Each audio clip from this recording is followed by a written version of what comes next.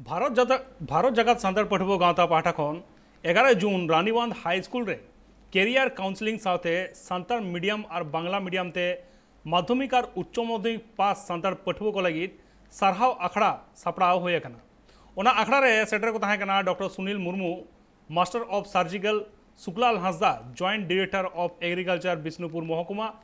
विनोद मांडी एमान को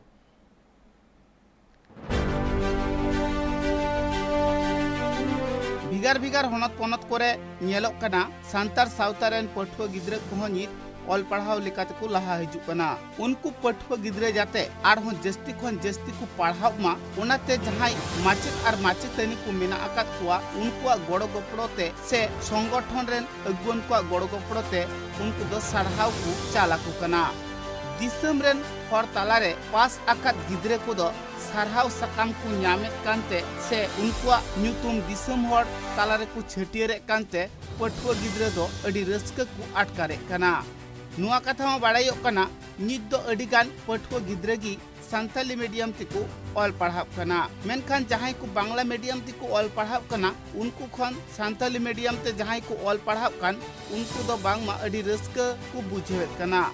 चिदा से सान्ताली मीडियम तिको पढ़ाव लेनखान सान्ताड़ को नागाम रिया सानाम लेकाना कथा को बाड़ाई दाड़िया कना।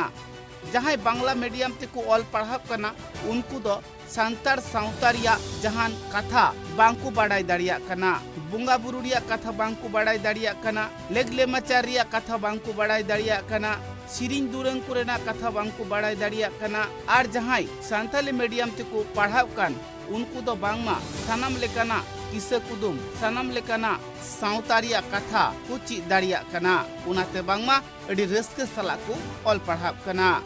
उनको पठुआ गिद्रे सारहाव चाल को लगिते भारत जाकत सान्तार पठुआ गावता पहाटा खन रानीबांध हाई स्कूल रे कैरियर काउंसलिंग साउते सान्तार मीडियम और बांग्ला मीडियम ते माध्यमिक और उच्च माध्यमिक पास सान्तार पठुआ को सारहाव आखड़ा रेको होहवात को ताहें।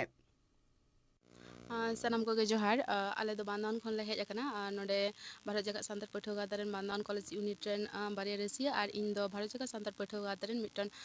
मारे मेंबर से मिटन रसिया गने तेहे नोडे जुवन माडवा और भारत जगत सान्तार पठुआ गाता जहां जहां आबरन जहां टॉपर को हुइकना रानीबांध ब्लॉक खन उनको को जहां कैरियर काउंसलिंग उनको को आबरन आगाम से ओका हरते को चला लेनखान भागी हुई तको ओका लेका को पढ़ा लेनखान अब सान्तार पठुआ को भागी हुई से ओका ओका ठाव को चला लेनखान अब सान्तार साथ आरो उतनव से लहा दिया ओना इदी कते मिटन आखड़ा सापड़ा हुई लेना नोंडे हेज आले जहां भारत जगत सान्तार पठुआ गाता लहारे गिन लिया नोआ दो मिटन अराजनैतिक संगठन कना नोआ दो पठुआ को कना पठुआ गाते मने जे नोआ धरती जगत रेन सानाम को पठुआ कना को एंते हो नुकु जहां आबरन पोपोंगड़ा को मेना को नितो जहां नवा नवा पोपोंगड़ा को लहा हिजुक कना से को पढ़ा कना उनको को इदी कते आले नोआ ले मने जे मिटन मानमिया से मिटन पठुआ जे जत लेकाते बांचा रेना मिटन अइदर मेना ताया उनी जहां जहां हक अइदर को मेना ताया उनी आज नाम रेना लाक्ति मेना कदा ओना को जायगा रे उनी को एड़े कना ओना को जहां जाते आबरन पठुआ को आलो को एड़े होचो मा साथे उनको आको हक ठई को नाम मा ओना को इदी कते गाडी नापाय मिटन उहिर भावना से नय जहां अब सान्तार सावता रेना लई लक्चर आरी चली नोआ को इदी कते पठुआ गाते उहिर आर पठुआ गाते उहिर आज माझी आरीगे राजपाट दई चालावा कोना जे इनहा मिटन तिरला कान गिन नय जहां मिटन तिरला को मिटन लगती मेना जे नोआ धरती रे जतो होड़ के तो मि साव सावते कामी लगाव बोना पठुआ को मुद्रे तिरला को बाको दाड़िया से जहां आबोरेन तिरला को तो नोआ धरती रेन आयो दो उनको को मिटन तिरला जुदी मिटन संसार रेना जतो कामी होराय दायभार जुदी दोहो दाड़िया ताहले उनी चेदा मिटन सावता उतनव रे उनी बाय लहा दाड़िया नय जहां आबो बन नेला जे आडी गान ऑक्तो रेगे को माना बोना से को मेता बोना बांग किंतु इन दिन मनेया जे जुदी सारी कामी रे सत कामी रेम तहना ताहले निश्चय मिद दिन बांग मिद दिन दो आमा जहां मने एदम ओना नितो को रोड़ेत मिया मेनखान जखन उनको हड़ को बुझाव नामा से आमा जहां कामी होरा ओना को आंगोज नामा एन हिलो दो उनको को बाको मेतामा जे उनको को सारहा मिया जे हे बांगमा आडी नापायम कामी दा इनिन मने जे मिटन तिरले लहा हिजु आडी लाक्ति मेना चेदा से तिरले को तहेन बाबोन लहा लेनखान आबो नय जहां आबो जहां हक अइदर खन को एड़े बोना जे हर को कथा लेकाते बाड़ायोक कना उना सारहाव आखड़ा रे दो अडिगान माचेत माचेतनी की सेटर को ताहे कना अडिगान पठुआ गिद्रे की सेटर को ताहे कना जहां को न्यूतुम उना आखड़ा ताला रे को उछन ले ताहे जहां को पठुआ गिद्रे टॉपर को हुया कान उनको पठुआ गिद्रे दो मन सकाम को चालत को ताहे आर सारहाव को बाड़ाय हचुलेत को ताहे अकय को पठुआ गिद्रे दो बांग्ला मीडियम ते माध्यमिक को पास आकादा उच्च माध्यमिक को पास आकादा अकय को पठुआ गिद्रे दो संताली मीडियम ते माध्यमिक उच्च माध्यमिक को पास आकादा नितो उनको आरहो चेक लेकारे लहा सेद को पढ़ाव दाड़िया चेक लेका पढ़ाव हुयुआ ओका को स्कूल रे भर्ती लेनखान नाइते नापाय को ऑल पढ़ाव दाड़िया जस्ती नंबर को हामेट दाड़िया सनाम लेकान किसे कुदुम बांगमा उन आखड़ा खन को लई सदर ले ताहें भारत जाकात सान्ताड़ पठुआ गाँवता और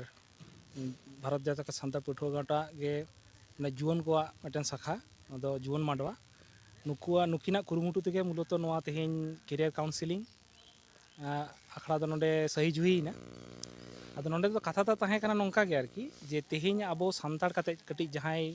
लहा ᱧᱚᱜ ᱠᱟᱱᱟ ᱵᱚᱱ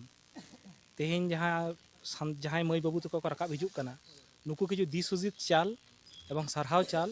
एवं उद्गव चाल लई गानोआ जहां लेकाते हापेन दिन ते आकोआ जहां ताड़ाम डाहार जीवन सलहे ᱧᱚᱜ हुयोग मा नोंकाना दिस हुदिस गे नोडे चाल होइना आशा करी नोडे कटिज जुदिन लई आरकी पठुआ गाँवता मिदटेन नोडे एम लई गानोआ जे जहां को लहा कना नुको मिद उद्देश्य दो नोआ कना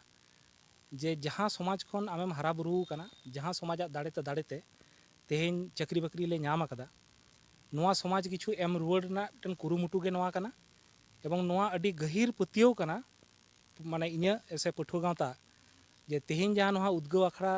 जहां से उद्गव आखड़ा सपड़ावना एवं जहां ओना माध्यम ते उद्गव चाल होइना नोआ दो जनिच चो नोंकाना कुरुमुटु दो पोइलो आर नोआ साथे लेया जे सरी सरी गे नुकु तेहेन मई बाबू तक जहां उत्साह नेल होइना ओना नेल काते इᱧ मनेदा आकोआ किंतु अंतर खनिक टान को लड़ाव कान तको से किछु हो आले जहां उद्देश्य ते नोले कमी ले एतहब लेदा नोदा आले सक्सेसफुल कान तले अच्छा इᱧ ᱧᱩᱛᱩᱢ दो होयो कना विनोद कुमार मांडी और पेशा दो मिदटेन माचेद गंके कनी और ओना साथ पठुआ गाँवता रेन मिदटेन एक्टिव मेंबर हो कनी संगठन रेन अगुवन को पठुआ गिद्रे को लगी नापाय थुती गालमाराव को दोहले ताहें हापेन दिन रेन जहाय पुपुंगड़ा को मिना आकात कुआ से जहाय पठुआ गिद्रे को ऑल पढ़ाव कना उनको चेक लेकारे को लहा कुआ चेक लेका पढ़ाव हुयु तकुआ ओका मीडियम ते पढ़ाव लेनखान उनको जस्ती खन जस्ती नंबर को हामेट दाड़िया से बुझेव रिया जहान असुविधा से एटकेटोड़े बांग हुयु तया सनाम कथा गे बांगमा पठुआ को लयात को ताहें पुरुलिया जिला बड़दही अतु खना school Ranibad girls high school HS M कते पास आउट कना ओने मीडियम दो बेंगली मीडियम